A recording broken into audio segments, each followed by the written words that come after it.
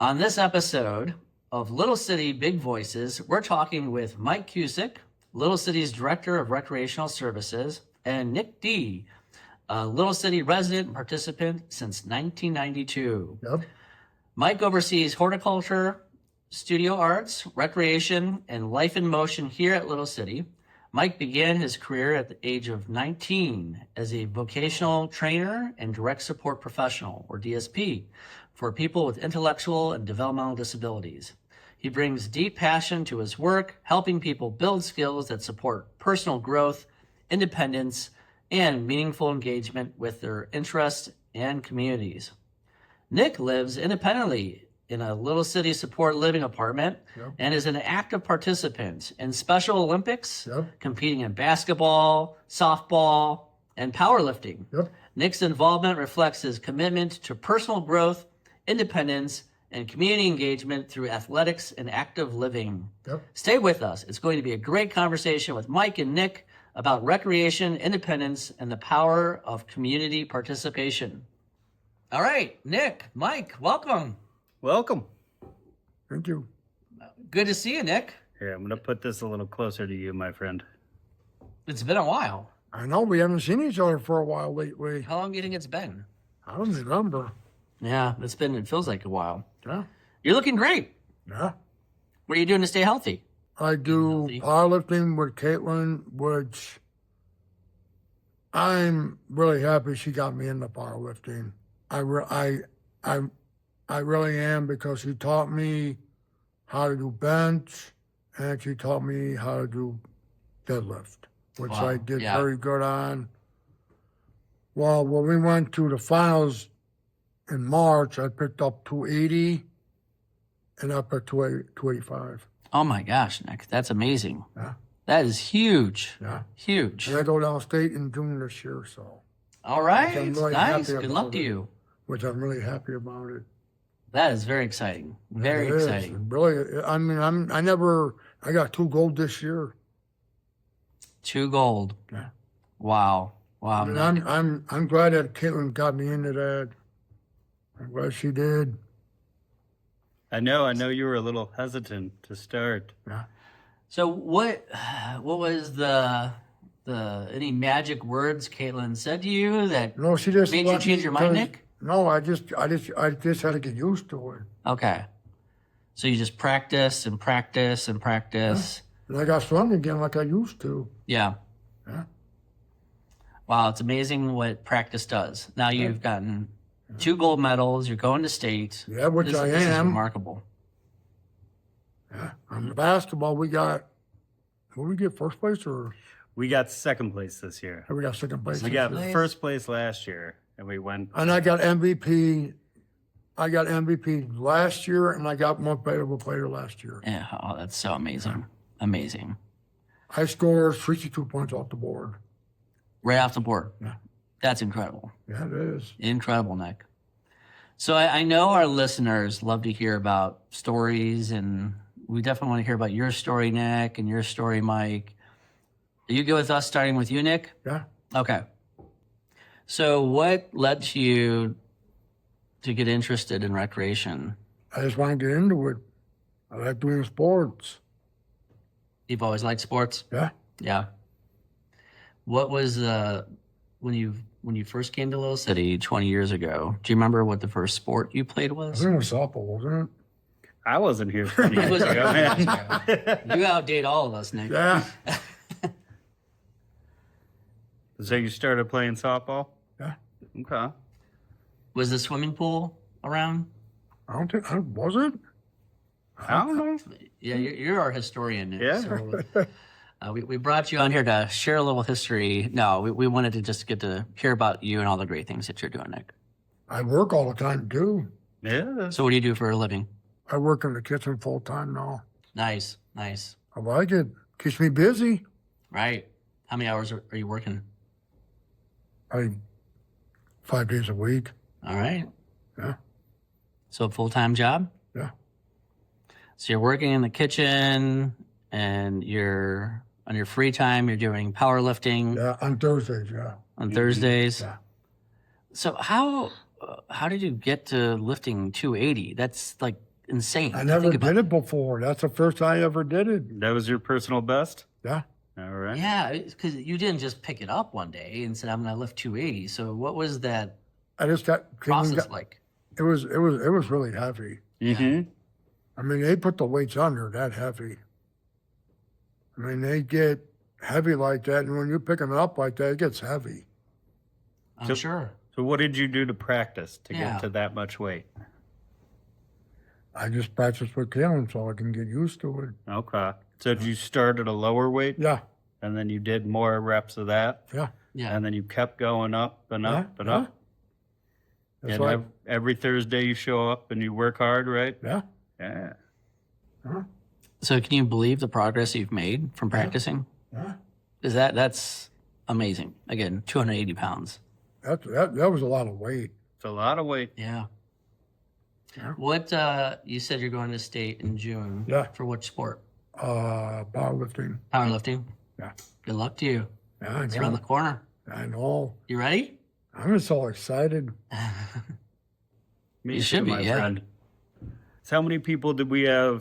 Do you remember how many people did powerlifting with you this year? 14. Wow, Yeah. 14.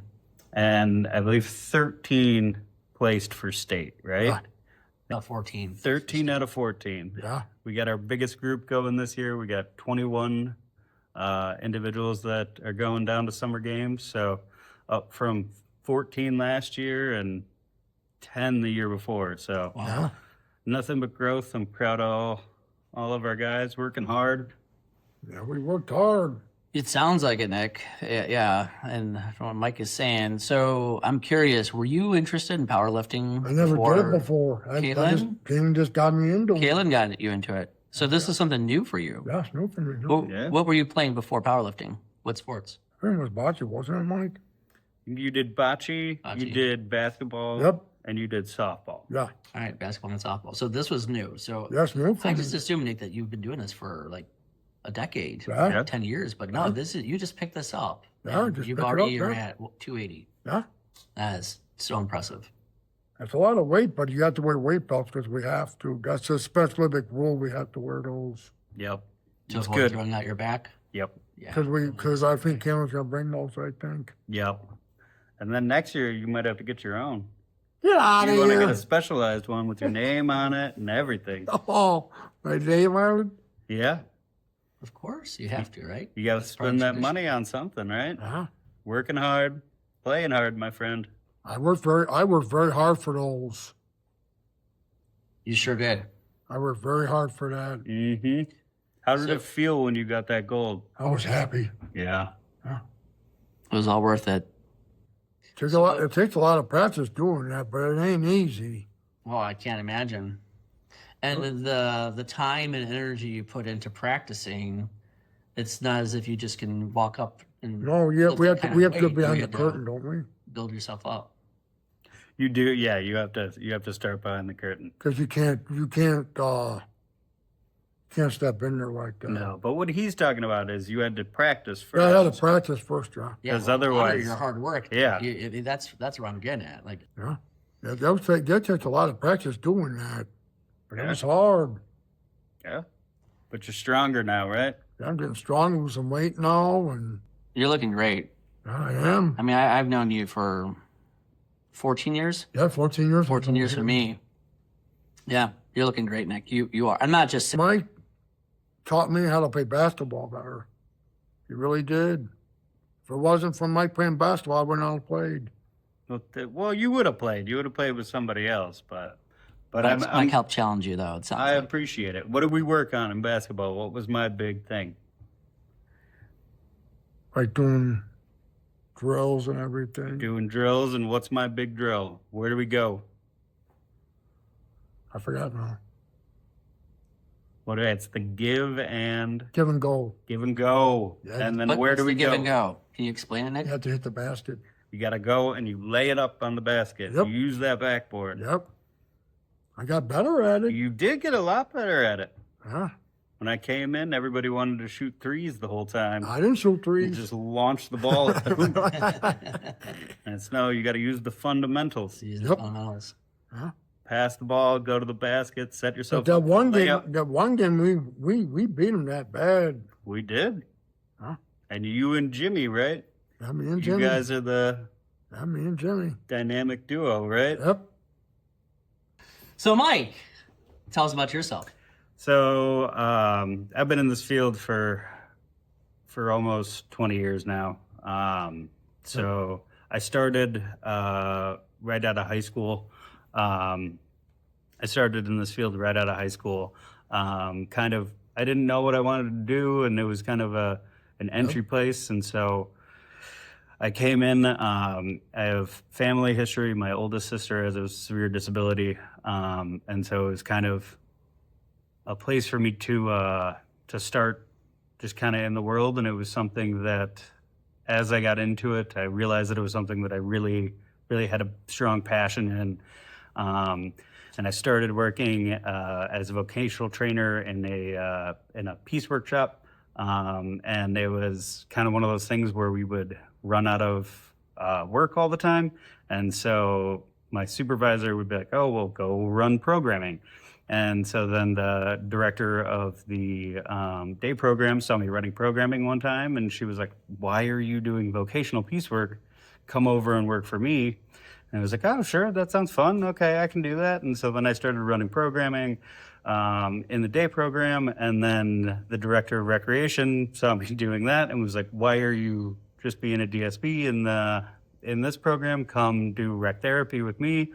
And I came into it, and I found something that I really, really loved, and it was something that you could have that experience and that growth and really, really challenge people to get to their fullest. And then it was, okay, well, I'll go back and I'll get my degree, and then kind of worked my way through school, and then graduated in 2017. And then came back into the IDD world, and worked at a couple of different places. And then I've been here for 3 years. And this is really, I know we've talked about it before, where this is a special place that kind of, we have the opportunities for individuals to try these different things, where it's something where it's, oh yeah, you want to come try powerlifting for one day, we can try it. And if you don't like it, then you don't have to keep doing it. We can try and do something else. We can work on we can go back to softball. We can go back to basketball. But we have those specialized programs. And kind of being able to do that is something that I'm really, really proud of. And yeah, means a lot. Well, and you should be proud, Mike. I mean, since your time with us, you've brought recreation to a whole new level. And even the intersection of your story, Nick, with Mike's. Yeah, here's a situation where you've been with us you've been living at Little City for 20 years. Yep, I have. Nick, and never thought about powerlifting, never thought it not even a thought crossed your mind about it. Mike came in, brought in Caitlin as well. Yep. And now you are going to state. Yep. I mean, that's an incredible story. So, Mike, what you mentioned, Director of Recreational Services, can you describe what does that look like? What does a day in a life look like under your world? So kind of day to day for me. So I oversee 7 different people. So all of the programs that I oversee are kind of specialized in their own little category. And so that can kind of have its own benefits and challenges within that, where it's when you're dealing with kind of creative programming, you're going to have kind of unique problems. So a lot of my day is kind of solving problems and kind of creating solutions for things, and kind of playing the balancing act between, what we're doing in day program and what we're doing within recreation services. And then a lot of what I do is kind of big picture, how do we keep expanding and how do we keep building on what we have? And it's kind of working with not only those in my team, but in corresponding teams. So whether that's Jenny Boland in EDS or Tim Gavin in CDS, or with transportation or with different groups, and how do we kind of create this large sphere of quality programming where it's not just, okay, you're going to come over here, you're going to do this for an hour, you're going to go back. It's how do we really create a world where the individuals that we serve get to experience what they want to experience. And that's, in a very roundabout way, what my kind of day and what my world is kind of all about. Well, that's pretty profound, Mike, the way you described it. And in creating these, call it meaningful experiences for the folks that you're supporting, I have to ask about Life in Motion, which is a fairly new program. It's been running for about a year and a half. Just about a year and a half. About a year and a half. And I know there's been a lot of conversations about the challenges that are faced with, call it the state waiting list for services, where many individuals are waiting to get supports and might be in their 20s, might be in their 30s, maybe 40s and on, that don't have a lot to do during the day, that don't have the opportunities to do some of the things like Nick's doing, like working in the kitchen, doing powerlifting, and doing all these other activities that he's doing. And what you all did was, to me, just mind-blowing, and creating a program that was tailored to folks who didn't want, call it the traditional community day service experience, or were on the waiting list, waiting to get access to services. So you created this program called Life in Motion for those folks. Do you want to talk about Life in Motion? Yeah. So Life in Motion is our recreation-based day program. So difference basically is other day programs will focus on one of two things. So they'll focus on either life skills. So it's, okay, how do we function better within our day-to-day life? Or job skills, vocational skills. So how do we get out and work? So what we're kind of seeing now is a lot of individuals are more focused on, how do I become the happiest that I can be? I'm not worried about my ADLs. I'm not worried about vocational skills. I just want, for the individuals themselves, they just want to be happy. And for the family members, they just want their loved one to enjoy their day. And so that's really the concept behind Life in Motion, as well as where we're doing it in a model where we're able to support individuals who might not have that community access by being at a 1-to-4 ratio, or who maybe not have funding yet and are able to come 1 or 2 days a week into our program, and we're able to support them through that while doing these community experience type of programs. Really, it's a lot of individuals who are in their 20s, 30s, 40s, where they didn't really find a place in those quote unquote traditional day programs, where it's, okay, we're going to come in at a set time, we're going to do a set thing every day. And a lot of people like those programs, but this is for people who don't, which it's fine that they don't. It's the whole point of this program is choice. Is how can we build a program that's something that you want to do, where it's, how can we, even if we have 4 people that want to do one thing, if we have another 4 people that want to do something else, that's completely fine. Then we split and we do different things and we do different experiences. And that's really the main goal of of Life in Motion. Well said. So could you give some examples? Yeah. Like if I'm a family member and I'm looking for services for my loved one, what does a day look like for somebody in this program? So I could give two different examples. So a big one that we've had is where we have individuals that are coming from either a transition program or a therapeutic day school program. So there might be a lot of anxiety between the shift in traditional schooling programs to an adult day service program.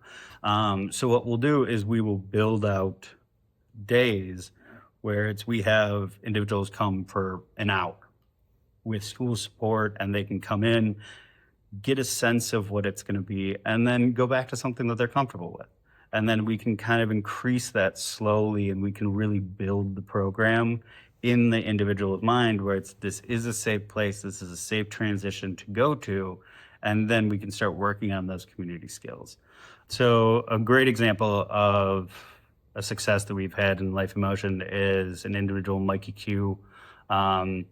He had a lot of issues over COVID, and kind of regressed to where he didn't want to do any type of community interaction, kind of anything. His parents couldn't go to the store. He was very, very rigid in those things. And since he started at Life in Motion, he's been a complete 180, where it's now he's asking his family to go out and do things as a family in the community. He loves to go to the arcade with his mom and sister and play games, and kind of it really shows that the work that we do not only helps individuals during the time that we're serving them, but it helps the family as a whole, where you get this part of your family back that you haven't been able to have for 5 years, 6 years, where to be able to do that and to be able to help families in that way is something that's, I think, coming from a family with a sibling with a disability, to be able to do those things, it's very, very personal to me and very, very important to me, where this is truly what this is for, is not only to help the individuals, but to help the family as a whole. I don't know if you realize like how profound that was, Mike. It really was. I think you really described something that is powerful, and that you have a family situation where a mom is unable to take her son out safely in the community, even just doing basic things, whether it be going to the grocery store or running errands, to a place where now her son is able to do those things. And actually she can share those moments with her son. And now it's impacting not just the individual that your team's working with, but the family, the mom, and the whole family unit, What's interesting is, with this program, it's not as if you have a staff that's following the parent around and doing all these things with the parent, but you've clearly created a process, a programming that's transferable. So the fact that the individual you're speaking about is able to now know, like, oh, when I go out, I have these new set of skills, and I can now hang out with my mom out in the community because I've done this before many times, and I've done it through a whole process. And I think that the challenge, what you've described in your own personal life, is that many folks don't have the time to do this. They have jobs, they have to work, they have errands to run, they have bills to pay, laundry to do. And to spend all of your remaining time available, which is very, very little, to go through the motions and process that your team is doing to help someone get acclimated to being out in the community, to transfer those skills to their family life, that's a lot. Mm-hmm. So it's what you all are doing are just incredible things. And I certainly appreciate your leadership, Mike, and what you've brought with your team as well. And what your team is doing is just game-changing for, I think, so many families. Thank you. Thank you. So back to you, Nick. If you had advice to give to other folks who said, you know what, I can't do this. I can never do that. That's way out of my league. What would your advice be, Nick, to that person? Takes a lot of practice, powerlifting like that. It takes a lot of practice when you get used to it. I got used to it for myself because Caitlin got me into it, and I went to the finals, and I got 2 gold, and I'm very happy about it. So here you are, you defied all odds and saying, you know what, I'm gonna keep it up in mind. Caitlin says I can do it. I believe Caitlin, and I did. I did not give up. That's awesome. I think that's a good thing too. Is you recognizing that you had a part in it too. You did, Nick. Caitlin pushed you, and that's Caitlin good. pushed me hard. But you kept going. And I kept going, never stopped. Yeah, I'm going to have to agree with Mike. I never stopped. Yeah, Kaylin helped, but you did the work. Like she didn't force your arm up, like lifting those weights. Like you. But I did it. I never gave up on it. Yeah, that's awesome, Nick. I never gave up. I never gave up on basketball or softball. So Nick, your takeaway is keep an open mind and never give up. Nope. Don't give up. That's right. Oh, that's such great advice, Nick. If Kaylin didn't have to push me, I never would have got gold this year. And I did. And I am so looking forward to hearing about how state goes. Yeah. Mike, any parting words or words of wisdom you want to share? Now you're in the hot seat. Oh! But I don't think I can compete with that one. I think hard work and perseverance are a good ending note there, right, my friend? Yeah. I think it's a good thing for all of us. You keep trying, you keep working. Mm-hmm. Don't let a failure stop you. Oh. Always keep going. awesome. I kept going. I know. So I think, Nick, if you heard of a mic drop moment, you know that's like when you say something that's so profound, you could just drop the mic and say, we're done. I think you've done the mic drop moment. So I want to say, meaning that you've just said something that's quite profound. And it's a great way to wrap up this podcast. So thank you, Nick, for joining us. Thank you, Mike. And I appreciate all that you're doing. Mike, you're doing incredible things, and I'm just so excited to hear what comes next for the recreational services. Nick, best of luck to you at going to state. Yep. Keep inspiring others. And thank you both for joining us on Little City Big Voices. Take care, guys. Later. Appreciate it.